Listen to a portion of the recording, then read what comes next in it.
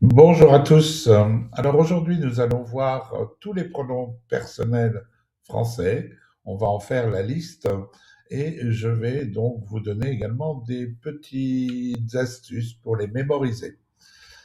À tout de suite. Alors comme vous le voyez, il en existe plusieurs, hein. Donc vous avez les pronoms sujets où là, ils remplacent une personne ou une chose qui fait l'action.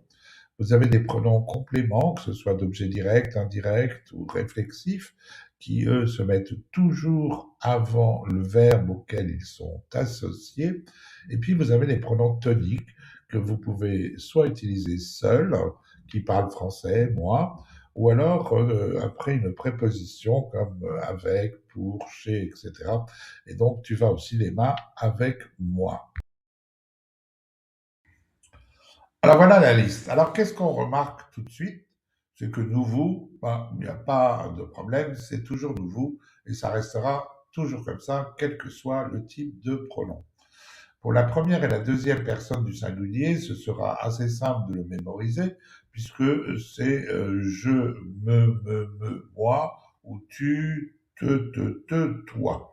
Donc très simple à mémoriser. Le plus dur sera le il ou elle, donc troisième personne du singulier et troisième personne du pluriel, où là ça va toujours changer. Donc il, elle, le la, lui, qui sera pour le masculin et pour le féminin, hein, le ce, pareil, masculin et féminin, et puis lui, elle. Pour le pluriel, eh bien, vous le voyez, c'est il, elle, les pour masculin et féminin, leur pour masculin et féminin, ce pour masculin et féminin, et eux, elles.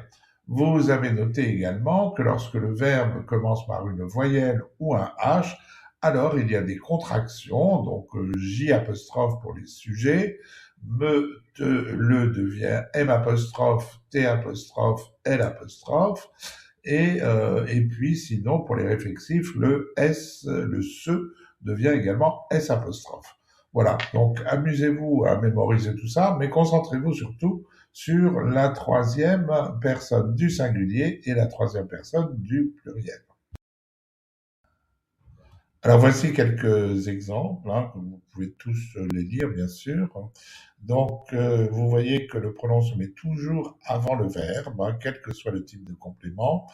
Et pour les pronoms toniques, ce sera après une préposition. Ici, nous avons pour, avec, mais ça peut être chez, à côté de, avant, après, etc. Bon, alors ici, il y a quelques cas particuliers avec les verbes modaux, on les appelle comme ça, pouvoir, vouloir, devoir.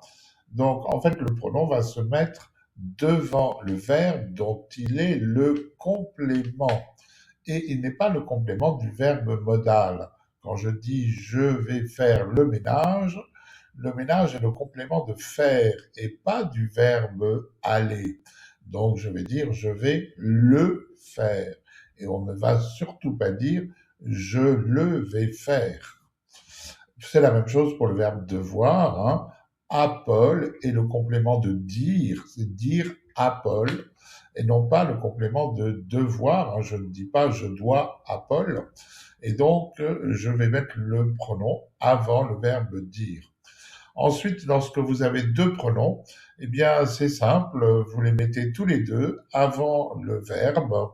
Donc je les lui montre et je ne lui montre pas.